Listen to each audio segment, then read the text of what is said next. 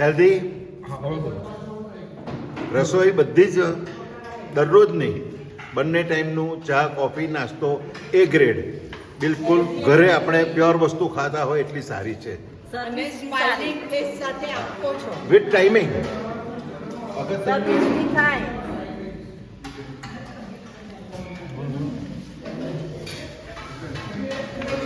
સારી રસોઈ બનાવીને જમાડો એ બદલ આભાર. Thank you.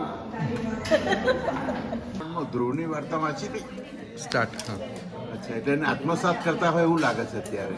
એટલે આ બધા વડીલોને તમે જે સેવા આપો છો ને, એમના સગા છોકરાઓ એના અબજોપતિઓ છે ને, આ સેવા એ માદા હોય ખબર જોવાય નહીં આવતા ને મરી ગયા હોય બારવાય નહીં આવતા. અને આ જે સેવા તમે આપો છો ને, એ બહુ અંદરના તમને બ્લિસ મળી રહ્યા છે. આશીર્વાદ તો ભગવાન આપે, પણ શુભકામનાઓ તમને વડીલોને જે મળશે ને, તમારી ખૂબ પ્રગતિ થાય.